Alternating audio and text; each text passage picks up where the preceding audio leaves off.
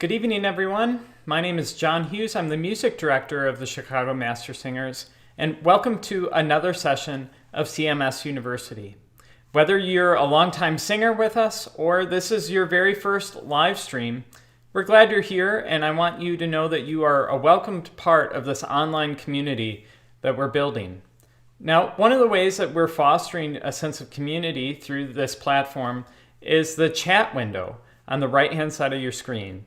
So if you want to log into YouTube, then everyone is welcome to join that conversation. So just jump in there. Now, a feature of this is that you can ask me a question in real time. I just ask that you start it with 3 or 4 question marks in a row so I can quickly kind of distinguish what's meant for me. And from time to time, as time allows, I'll glance over there and take your questions and put them up on the screen, and I'll give it my best shot to answer it. So feel free to do that if you wish. And thank you for the likes. I started to see them coming, and that always makes me happy.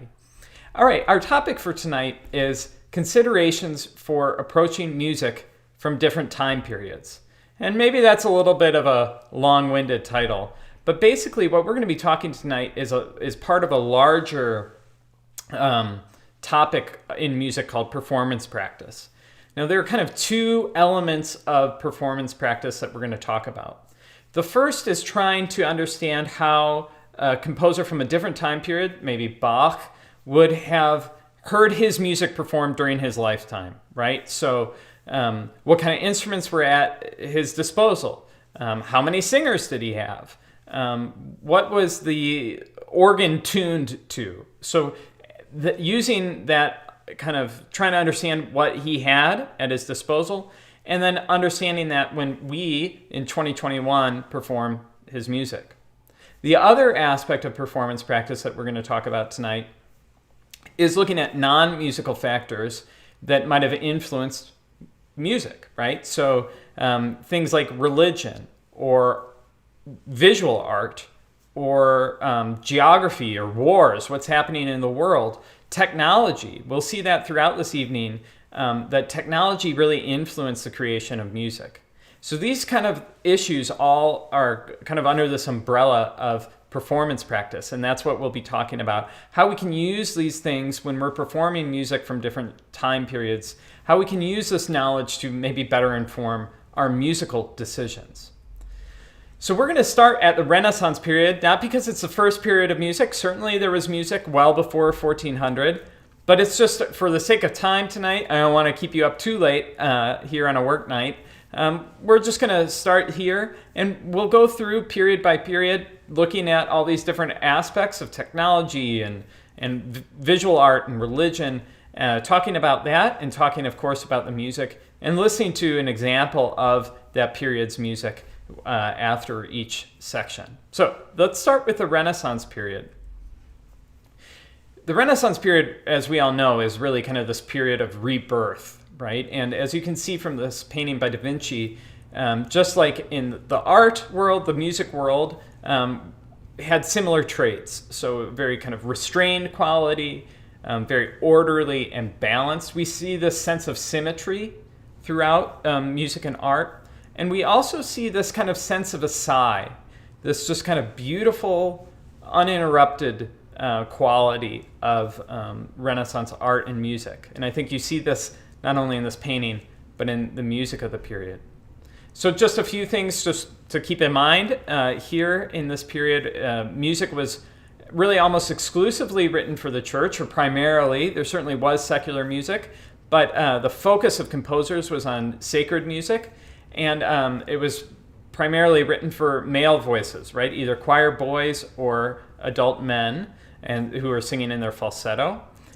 That informs then how we might interpret the piece, especially thinking about the acoustics of where this music would be performed. In big cathedrals or in royal chapels that had a very live, kind of a wet acoustic, right? So that was in the composer's ear when they were composing. Music is also conceived of horizontally. We've talked a lot about counterpoint in previous sessions, right? Where if it's a 4-part piece, it was conceived of 4 melodies that happened to work well together, right? It wasn't this vertical awareness that we're going to get later on. They certainly were aware of the harmonies they were producing, but it's not in that tonal system. And if you think back to the session I did on Gregorian chant, you might remember about the modes, right? So this music wasn't necessarily written in a key. They weren't writing in D major. They were writing in a mode, so like Dorian mode on F or whatever pitch, right? So just a very different way to approach music. Now, throughout this evening for each time period, I'm going to be talking about famous composers, and I kind of struggled a little bit about how to title this slide. Obviously, these are composers I think you may have heard of, but they aren't the only composers from the Renaissance, right? These are the ones we best know today, but you'll notice throughout all these slides in each period that it's a very kind of homogeneous group of people, right? And there were plenty of composers who were not men here, or white men, but these are the ones we're best known for. Now, at the end of this evening, I'll be giving you some slides about suggested further reading. And I have one slide all about performance practice, if you're interested in learning more about that. And I have another slide all about expanding our repertoire. So if you're interested in learning about composers who are equally good from each period, but maybe aren't as well known, I encourage you to wait till the end to see that slide. But for now, these famous ones, I'm just trying to kind of give you composers' names who I think you would have heard of, so to help you kind of place the time period we're talking about. All right, so one big stylistic convention here in the Renaissance comes from the fact that there were no scores, right? This was entirely manuscript-based, meaning each composition was handwritten, and so if you wanted 5 copies of a motet, someone had to write it out 5 times, right? So instead, they used, instead of scores where you have all the parts on one page or several pages, they had part books, right? So this would be more akin to like if you played in a band in the clarinet section, you get a sheet of paper with just the clarinet part. You don't get a full score. That's really how choral music was at the time, that everything was by part book, meaning the parts were separated out. So the sopranos would have just their part without everybody else. The altos would have the same, the tenors and the basses. There are also no measure lines. There were no time signatures. And I'm going to show you an example of this in just a second. But this really it was a very different approach. We also see that there really wasn't much in the manuscripts besides the notes and words. There aren't tempo indications, dynamics, interpretive markings like crescendo or decrescendo. None of that existed. It's a very bare bones way of notating. So this is what a part book would look like. This is actually from Leonard Lechner's Passion, which was written in 1593. And this is the piece I wrote my dissertation on. And in a couple of weeks, actually, I'll be doing a whole session of CMS University all about how modern scholars like myself take a manuscript like this and put it in modern notation into a score. So if you're interested in this, come back in a couple of weeks. But let me just talk a little bit about what I see in this, right? So first of all, I added the soprano, alto, tenor, bass so you could see how it's organized. This would be a book that opens up this way. So then from that, we know that maybe the sopranos and tenors were standing on the stage left, and alto and bass were standing on stage right and standing next to each other, right? So we can just kind of glean some of this information from how the book is set up. Now you'll notice, again, I won't get into too much detail here because I'll talk about it in a couple of weeks, but just a few things. I already mentioned there's no measure lines here, so that kind of gives that measureless quality to Renaissance music. You'll notice that each voice part is in its own clef, right? So the soprano is actually in treble clef. It's a G clef, right? And that is very similar to what we would see today. Now the alto is in a C clef, so that means that second line there is middle C.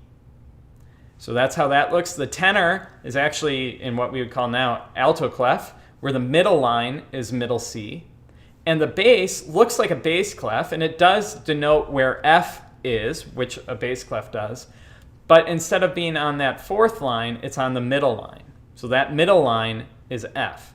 So these are just, everyone's in their own clef and would have stood around and sung on their own and realized this in real time. You'll also notice, I talked about this in the chant session, the little squiggly check mark at the end of each line. That's called a kustus, or a guide note. That's telling you what the first note of the next line is. So that's what those are. And you'll notice, too, that the scribes were sometimes inconsistent, which is very frustrating for modern scholars when we're trying to make a edition of a piece. If you look, for example, at the end of the soprano part here, the word Föten, that has an umlaut on it, but in the alto, it doesn't. So they were inconsistent, and this is very minor, actually. They misspell words, or at least spell them inconsistently throughout this piece. Now, this manuscript part book is some 90 pages, right? So they would have been turning pages quite frequently. But I think it's just really important when we're singing Renaissance music to realize that this is how it would have looked, right? It wasn't a score. And so it then kind of helps us remember this is a very different world than the one we live in today. Some other stylistic conventions. First of all, just remember that notation was really giving relationships of notes, but wasn't necessarily giving specific pitches, right? We talk a lot about today A equaling 440 hertz. That wasn't established until 1939 and at a conference in London. Really, they were more concerned about the proportionality of music, right? So instead of having a tuning fork that's tuned to A equaling 440, everything was really reliant on how the organ was tuned. And each organ was tuned differently. So even if you played an A in one church organ, the church across the street, that A could be very different, right? So it's really important to remember they were maybe less quantified oriented than we are today. I hope you know what I mean. One thing also, just knowing that this music was written for young boys and countertenors to sing, is that this very floaty, hooty, airy sound was really prized. And that derives from what they had at their disposal, right? So here's kind of a humorous quote from Hermann Fink that singing does not arise from bellowing, right? Now, I think sometimes we misinterpret this ideal tone quality to mean that there was no vibrato in Renaissance music. And I don't believe that at all. I think that a healthy tone in singing that's well supported by the breath will naturally have some spin in it. I think the difference between a piece by Palestrina and performing a piece by Bruckner is the breath pressure, how much air you're moving through the voice and the speed of which you're moving that air. So I can sing in a very Renaissance tone, Ave, right? And that tone has some spin on it. It's very well supported. It's very free. It's not held or flat, straight. That's different than how I might sing Brahms with a more breath pressure. Ave,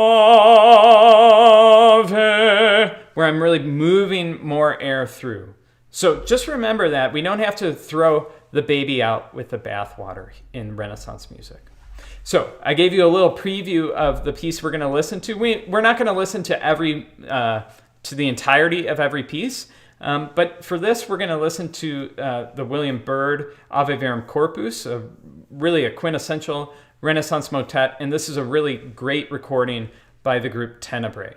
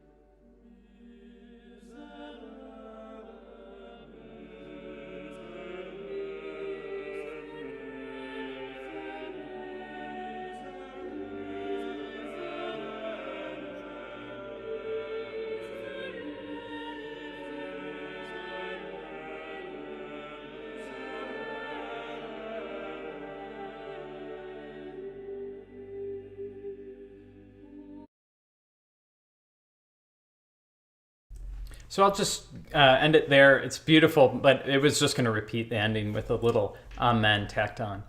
Just a couple questions here. Yes, scribes would have had to write that out several times. So if they wanted 20 copies of that choir book for that piece, they had to write it 20 times. So that's why these manuscripts are so valuable, and why also Renaissance composers didn't necessarily always have a lot of notoriety. Obviously, there were some music publishing happening in the Renaissance. Gutenberg's printing press, came about in the 1400s, but it didn't just completely replace manuscripts right away. The other question was, when were female voices really beginning to be used? That's really in the classical period. I'll talk about that in a little bit, but really confined to secular styles like opera at first before sacred settings. So hang on to that question. All right, let's go on to the Baroque period, our next genre that we talk about 1600 to 1750. And it's important to remember that, it wasn't like on New Year's Day, 1751, everyone decided, let's write in a new style, right? These dates are kind of arbitrarily set by scholars. Maybe arbitrarily is not the right word, but anachronistically set by scholars. And in the case of the Baroque period, 1750 was chosen because that's the year that Bach died. And obviously someone like Handel, who died a few years after Bach, continued to write in a Baroque style, but they really, with the passing on of Handel and Bach, the Baroque period also left, and we moved into the classical.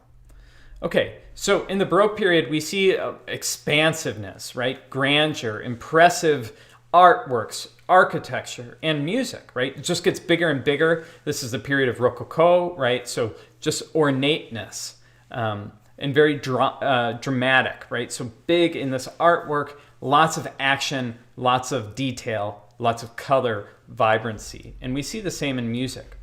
Now, music is really focused on the drama, right? So we think about that especially in Handel, right? And him wanting to tell stories through music, and also in Bach, right? This very kind of outpouring of emotion. This really gets to this idea of the doctrine of affections.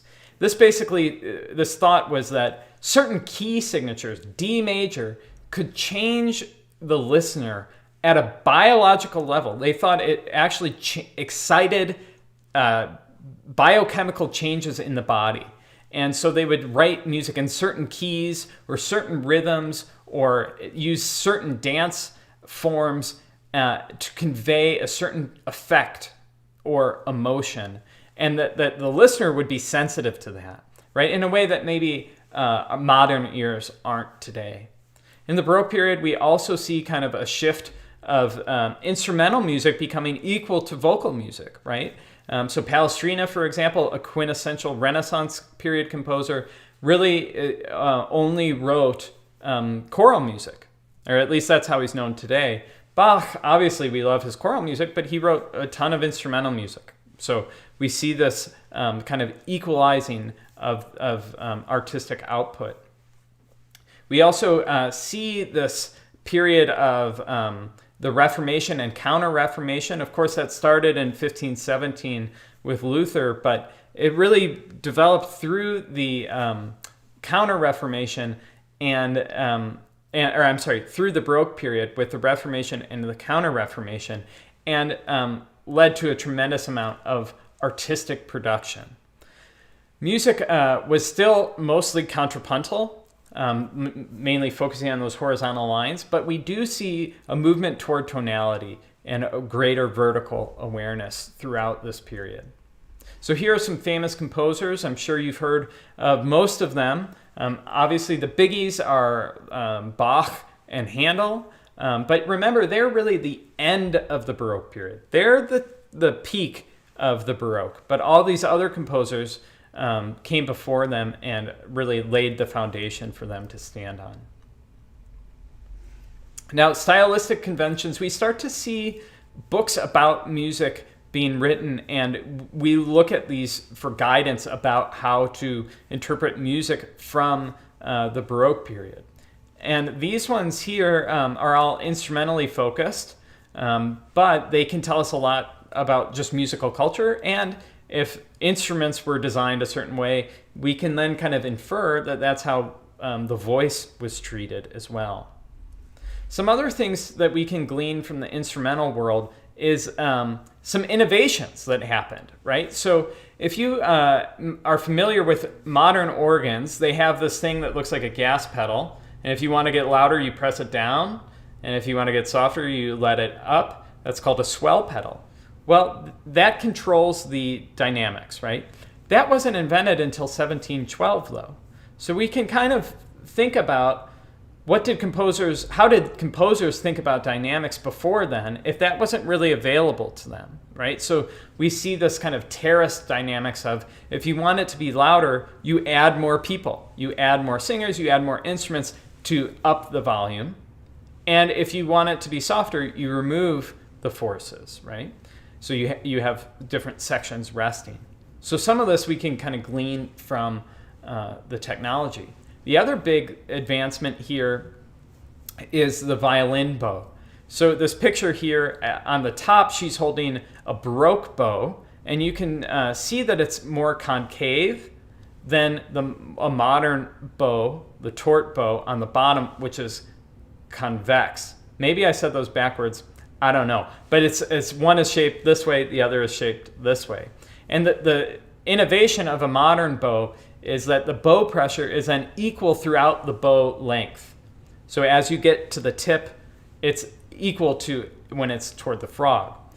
That's not true of Baroque bows. So then we can understand we can understand maybe how they would have articulated music if their bows were shaped differently than our modern bows. Other stylistic conventions to just keep in mind, first of all, that Bach had very small forces at his disposal. At most, he had 20 to 24 singers. One record of a performance of the St. John Passion has it at 16 singers. And for a regular cantata, like Christlocking Todesbunden, he might have only had 4 soloists who sang the solos, the arias, and recitatives, and then the choral parts as a quartet. So much more reduced than a big symphony chorus with 200 people singing his B minor mass.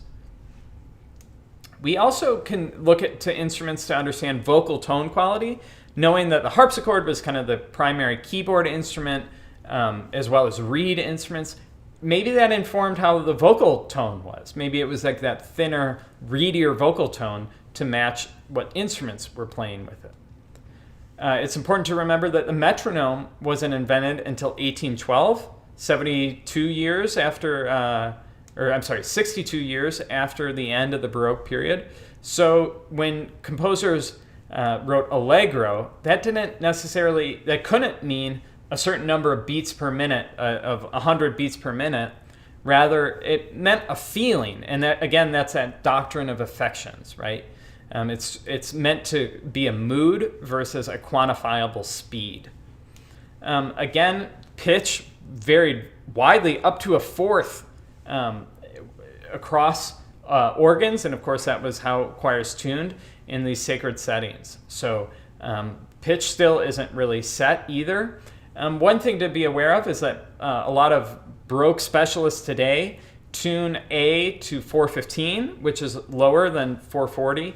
And I know sopranos are always especially grateful when they're singing something by Handel or something that is at 415 instead of 440. One other big part of Baroque music is ornaments, right? So this limited a heavy vocal production. We still have a very light vocal production in order to sing these florid melismas accurately. Now, these melismas were popularized by castrati, and I'll let you Google that if you don't know what castrati are. But someone like Farinelli here was really the rock star of his day, and would go on stage and sing just ridiculous coloratura melismas to great acclaim. And so composers started to write music that lended itself to that kind of ornamentation, and also a lot of that ornamentation was never written out and was really up to the performer's discretion.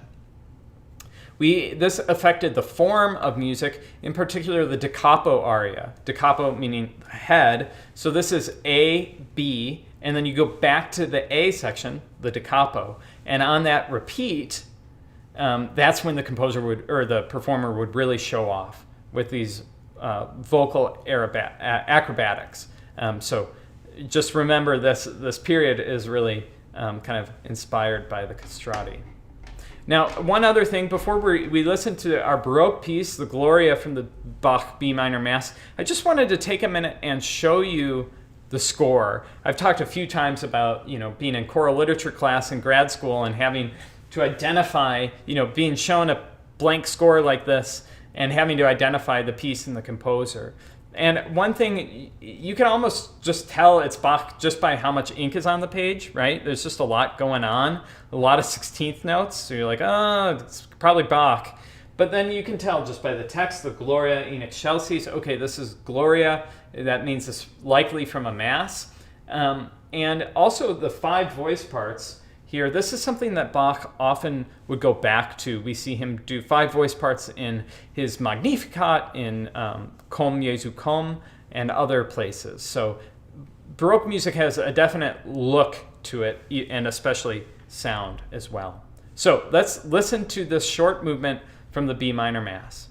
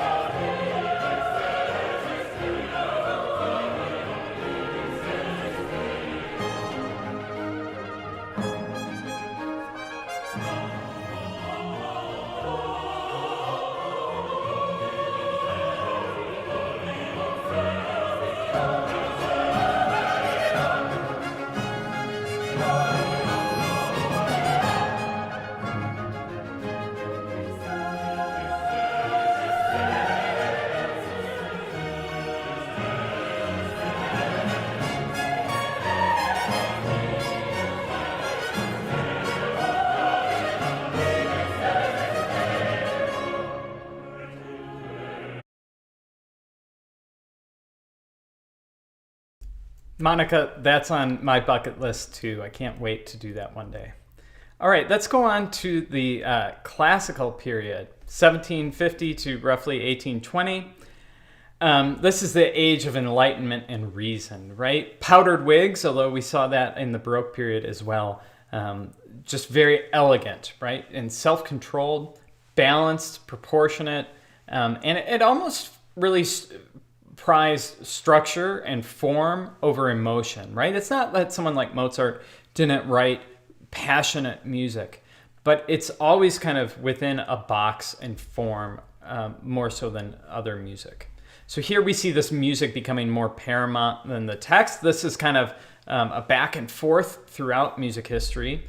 And this has a little lighter, more leggero, more lifted, that elegant feeling compared to the heaviness at times and the thickness of Baroque music. Here we also see performance really establish itself outside of the church, royal chapel and court. So opera becomes really the centerpiece of music. Piano becomes the main instrument. Women still did not commonly sing in churches, but they were replacing falsettists and castrati in more secular settings. The metronome was finally invented in 1812, and Beethoven, we know, loved using the metronome. And we also really see the development of mass publishing that made scores more widely available, right? I talked about Mozart asking his father to send him copies of his Vespers. They didn't always have just a readily available library of even in their own music. They might have had one manuscript of it that was very, very valuable. Here in the classical period, though, we start to see that mass publication industry really take off, and so the repertoire could expand and be distributed more easily. So kind of the three most famous composers, not the only ones, I just want to keep reiterating that, but the ones we kind of think of the most today, perhaps unfairly, are Haydn, Mozart, and early Beethoven, right? We'll talk about late Beethoven in the Romantic period.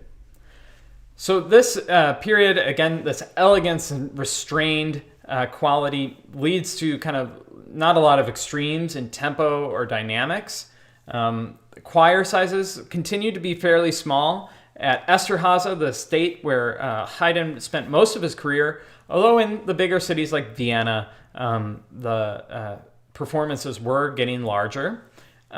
We see the development of more standardization, I would say. So Rousseau wrote this Dictionary of Music in 1768, which really standardized a lot of musical terms and including tempo indications. So this is a big step forward. We also see more use in music of expressive terms like rubato or rallentandi, accelerandi, rubato, crescendo, decrescendo. So now the composer is really notating this affect that they wanted. We're going to listen to the Kyrie from the Mass in Time of War by Haydn, and we're going to listen only to a little bit here. But you'll notice at the beginning, it's very typical Haydn. It sounds very somber. It's an 8. It's slow and kind of contrite sounding, as you would expect Lord have mercy to sound. And then all of a sudden there's a big cutoff, fermata and grand pause, and then the soprano soloist comes in 4 and allegro and happy-go-lucky. It's one of Haydn's most famous tricks, and it's very effective. So we'll just listen to this, and it really demonstrates, yes, the classical era wanted to be serious when it was serious, but it also couldn't do it too long, and especially Haydn had to get to that light, effervescent quality that the classical period is known for quickly. So let's listen to a little bit of the Kyrie.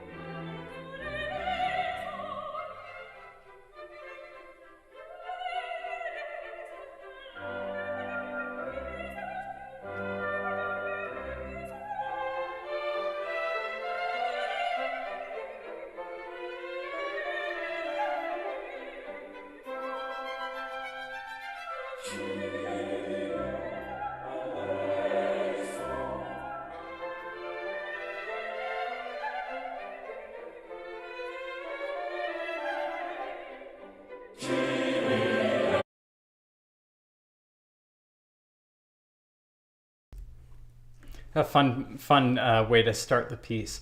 Now, Alan Metzger asked if what those long trumpets were in the Bach. Those were valveless trumpets, right? So they didn't have the valve system, and so they had to have that length in order to get all the notes. That's all the detail I can provide in this setting, but those were all period instruments for that B minor example that I played. Okay, let's go on to the Romantic period. This is 1820 to 1900. I'll let you read this quote, but it's really a good quote because this period had a lot of opposites, right? So we see mysticism and kind of this return to Greek mythology, and at the same time that we have this tremendous scientific inquiry happening. We see romantic optimism, that the world is your oyster, and at the same time very romantic despair. And so it's very kind of highs and lows, opposites throughout this period, and that really evidenced itself musically. We see two big periods of transition politically, right? So the U.S. Revolution in 1776, the French Revolution, 1789, really broke down the aristocracy. This had some consequences for musicians. They were no longer under the patronage system, which allowed them more compositional freedom. They could write what they wanted, but they didn't have kind of the financial security of being taken care of. So that led to them having more of themselves in their music than maybe prior composers who were writing for a patron might have had. This is also the Industrial Revolution, so technology is changing, right? The piano becomes more fortified as technology around metal developed in the soundboard, and so we now see Beethoven not breaking quite as many strings as he might have on earlier pianos. Musically, the text becomes more important here than music, and the focus is on the self-expression of the composer. You can go down a little bit here to this quote about really the composer was kind of this genius, right? And was really tried to rule as supreme, right? So we think about Beethoven pouring water over his head and just angst and trying to get his genius out, right? And so this kind of idolization of genius developed in the Romantic period as well, and the composer was seen as the pinnacle of genius. We see music becoming more and more dissonant and chromatic and obscured as composers really pushed the boundaries of this refined kind of staid quality of someone like Mozart, and then became more interested in self-expression. So tonality starts to become more and more unglued. Also, just the rise of the Sing Academy in Vienna and the Birmingham Festival in England really put choral orchestral music at the forefront, and as kind of the epitome and the height of choral music. So that's when we see large oratorio really take off. So some famous composers, obviously starting with kind of late Beethoven through Wagner here. Some very familiar names on this slide, many of whom we've talked about throughout the CMSU sessions. Some things to be aware of stylistically here. Much more extremes than in classical music, right? So extremes in tempo, dynamics, rallentandi, accelerandi, we see sforzando, we see hemiola, right? These are obscuring the meter. So if it's notated in 3, there might be a page and a half of hemiolas where all of a sudden you become disoriented, right? And this is really trying to show the depth of composers' emotions. Now, one interesting thing that a scholar, Dr. Deanna Joseph at Georgia State University, has shown in a really interesting article and presentation is that in this period, during these big choral orchestral concerts, the choir often stood in front of the orchestra, not behind the orchestra, as we've been seeing in the videos I've shown you tonight. And in an article that she wrote that I'll cite at the end, she has this little schematic from an 1843 performance of Haydn's The Creation. And you'll notice that the choir is in the front here, and there's kind of a mini orchestra surrounded by the choir and some players on the sides, and then the full orchestra in the back. And they had secondary and tertiary conductors to keep this all together for sight lines. But in a way, this makes a lot of sense from a balance standpoint, to put the choir, which is so often hard to get to balance with an orchestra, put them in front, right? And there was a lot of wisdom there that we've gotten away from. I think it's also just always important to remember that we think, oh, well, the choir has always stood behind. That is the traditional way. No, and not necessarily so, right? 1843 was a long time ago, but not too long ago, when it was the exact opposite of that, right? So it's always important to kind of challenge our thinking, and why do we think a certain way? And do we really know that? Or is that just, do we feel like we know it because that's our only experience? Okay. Some other things about the Romantic period. There were kind of two schools of thought. Mendelssohn and Brahms on one side, kind of trying to follow the classical tradition of form and counterpoint, kind of set out by the earlier period. And then the Neo-German, the High Romantic, the Wagner and Liszt, trying to have more fluid tempi, and it was all about that emotion, right? So very different kind of absolute music versus emotional music. We're going to listen to an excerpt from Schicksalslied by Brahms, which is a really great piece. I know CMS has done it a couple times, and I've done it and love it. And I really think it's kind of the best of Brahms in 15 minutes. But we're going to just play a small example, and it really shows this Romantic period extreme. It's going to start with a very pleasant, beautiful sound, and then all of a sudden it's going to be set on fire, and it's going to kind of, the text is all about despair and rage. And I think Brahms, like if I had to define the Romantic period in 60 seconds, I would just play this little excerpt.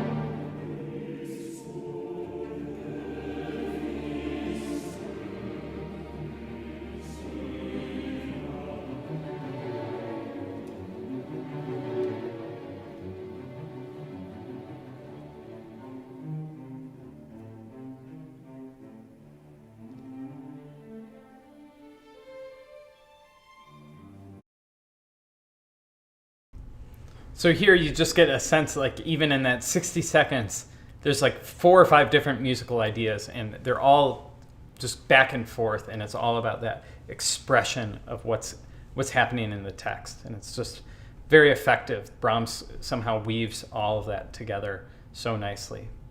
All right, we're going to move on to the final period that we're going to talk about, and I'm just talking modern right now.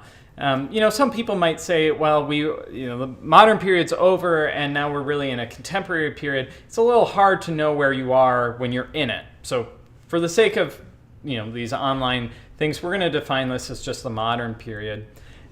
Here's a great painting, a very famous one by Salvador Dali. And this really is, I picked this one because there's a tremendous amount that has happened since 1900, right? We've had world wars, civil rights, the invention of the airplane, the car, the television, the phone, the internet, movies, TV. I mean, our culture is so much different than it was 121 years ago. And it's so much more diffuse, right? There's not one popular radio station. There's a million, right? Everyone is listening and watching different things. And so our artistic output is much less unified than it might have been in the classical period, when everyone was really writing in a very similar style.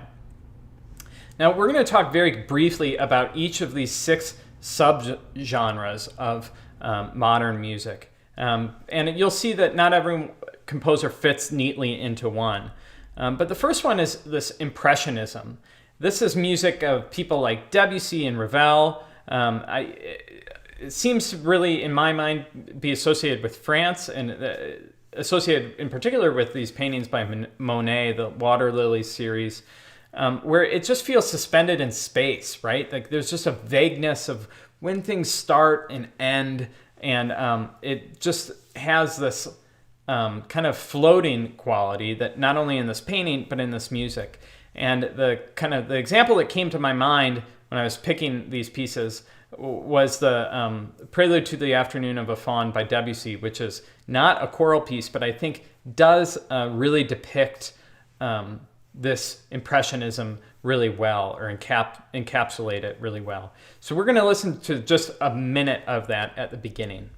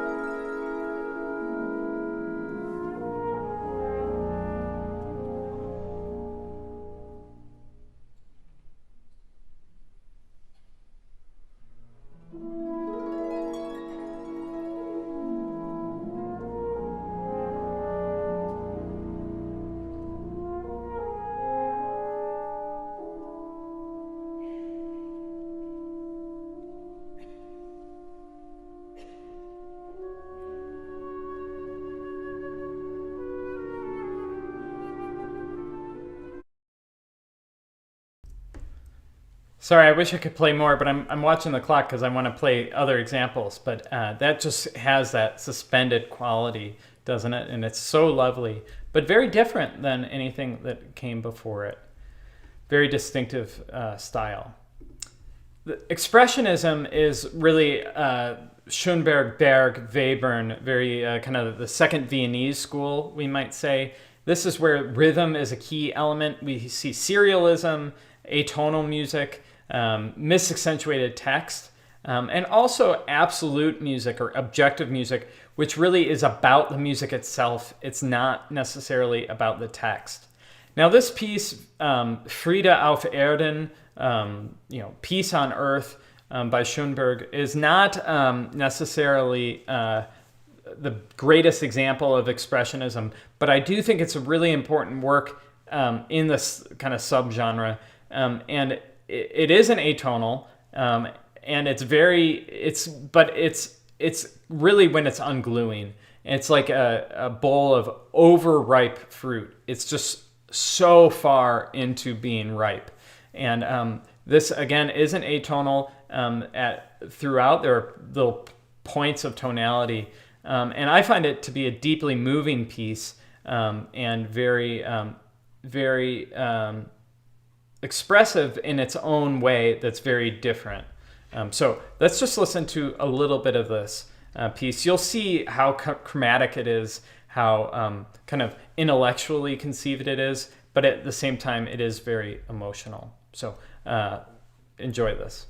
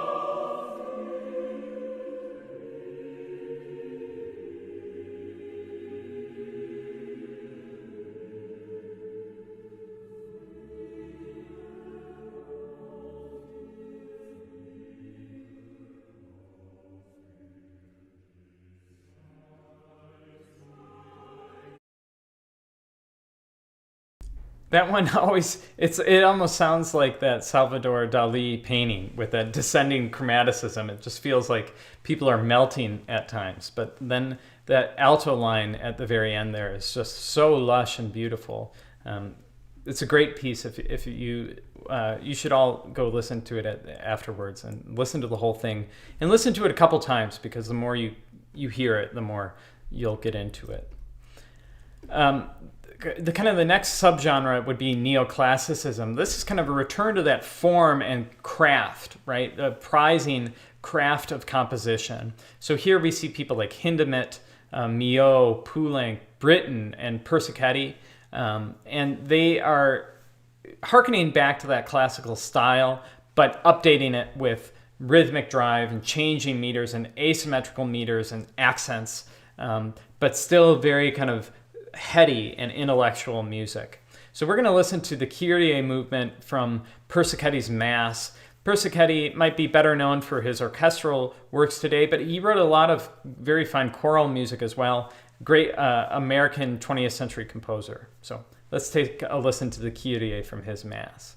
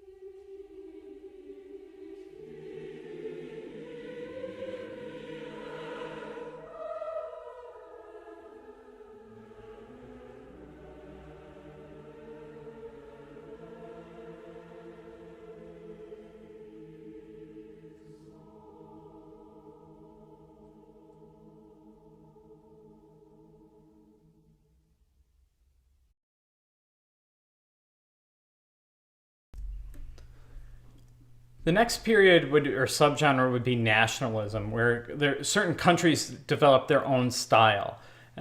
So we might think of Sibelius or Vaughan Williams out collecting all the English folk songs before they disappeared due to urbanization. The example here is the Bernstein Chichester Psalms, which is a very American style, right? Very brash, very rhythmic, very chromatic at times, but also has these beautiful melodies and catchy rhythms that make it a really beloved piece as well. So we're going to listen to the first movement of Bernstein's Chichester Psalms.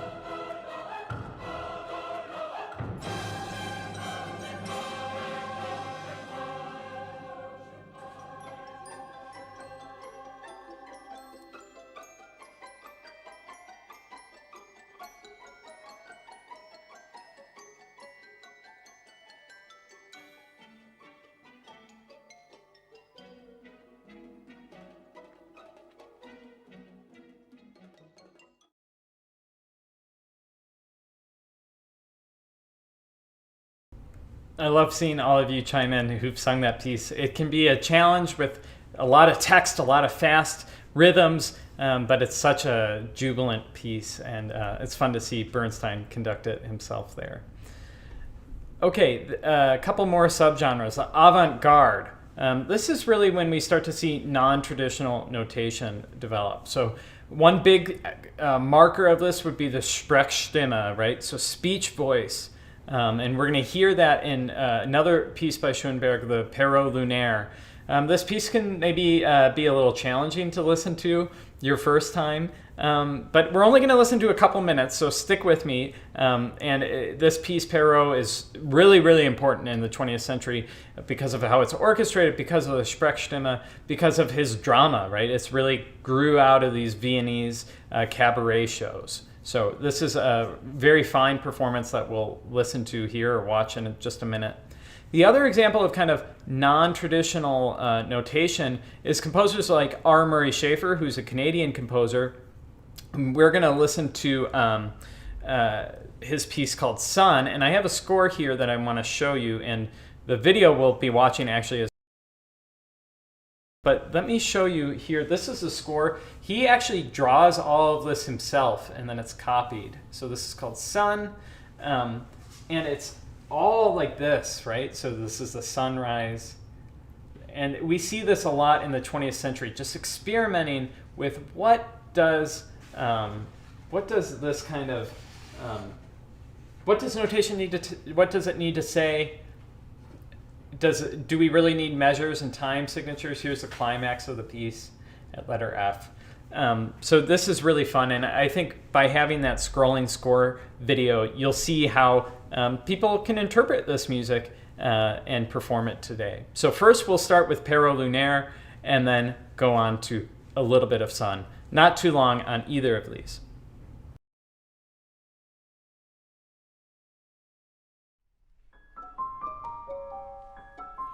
Den Wein, den man mit Augen trinkt, gießt nachts der Mond in Wogen nieder. Und eine Springflut überschwemmt den stillen Horizont.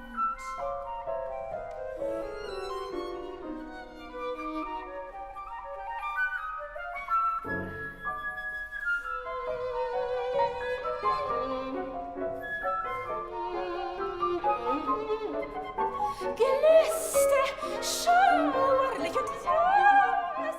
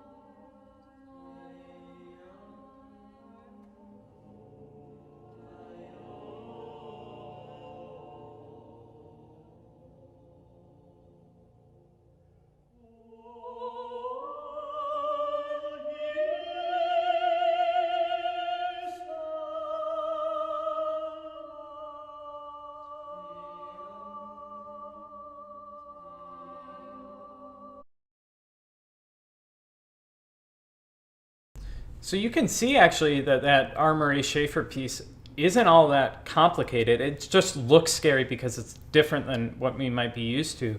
But his music is really beautiful and it sings really, really well. So I encourage you to check him out as well. Our final piece that we're going to listen to, aside from the Moment of Zen, is really an amazing piece. This is from the period or subgenre called eclecticism. And this is really just works that are unique unto themselves, and they might draw upon various influences and extended vocal techniques. And it really challenges kind of what your concept of what a choir is, right?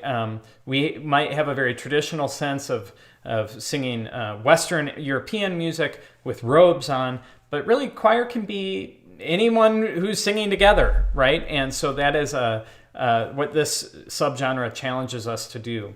Now, the piece we're going to listen to is the first movement of Partita for 8 Voices by Caroline Shaw. This piece won the Pulitzer Prize a few years ago, And it's really interesting because it draws on Baroque dance forms, like we talked about. Those were really important in the Baroque period. But then it integrates extended vocal technique like throat singing and overtone singing. And this performance is by Roomful of Teeth. And Caroline Shaw, the composer, is actually singing in this. I believe she's third from the left in the striped top. And really, this piece was written for Roomful of Teeth. They're one of the few groups in the world who can perform this piece. And it's different, but it's strangely addicting. So I hope you enjoy a little bit of Partita for 8 Voices by Caroline Shaw.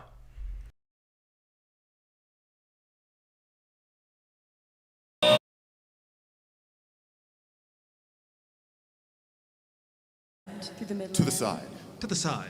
To the side. And around. Through the middle. To the side. To the side. To the side. To the side. And around and around And around and around and around. through the middle. To the side. 2, 3, 4. And across. 6, 7, 8. Through the midpoint. Of the line drawn from the Left left side. side. And left and around and around. And around and around. Left and around and around.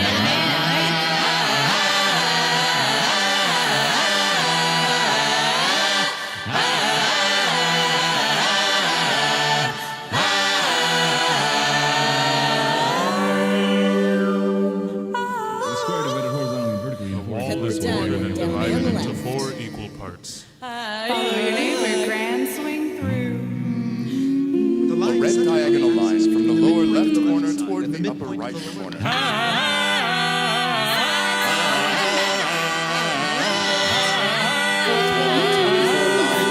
lines. 12 lines from the midpoint of each of the sides.